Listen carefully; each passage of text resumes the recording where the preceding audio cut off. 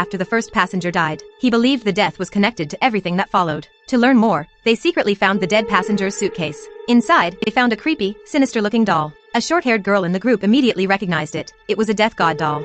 She explained the legend. The death god symbolizes the angel of death. If someone dies an unnatural death, their soul must accept the reality before it can move on to reincarnation. But this doll was clearly not at peace, meaning the soul of the deceased passenger was still lingering and unwilling to leave. Still unconvinced, the group opened another suitcase and found it filled with hair, likely used for witchcraft. This suggested the dead man may have committed murder while he was alive. As they tried to understand what was going on, Xiaomei suddenly found them. They quickly explained that they weren't stealing anything. They were trying to uncover the cause of these terrifying events. Maybe the contents of the suitcases held valuable clues. But Xiaomei wasn't convinced. As a flight attendant, she was responsible for protecting the privacy of every passenger. She sternly ordered them to return to their seats. But just then, the plane encountered another wave of turbulence. The group rushed back to the cabin, and were stunned by what they saw. All the passengers were dead. To their horror, each person saw their own body among the dead. At that moment, Brother Chang remembered what the short-haired girl had said about the angel of death.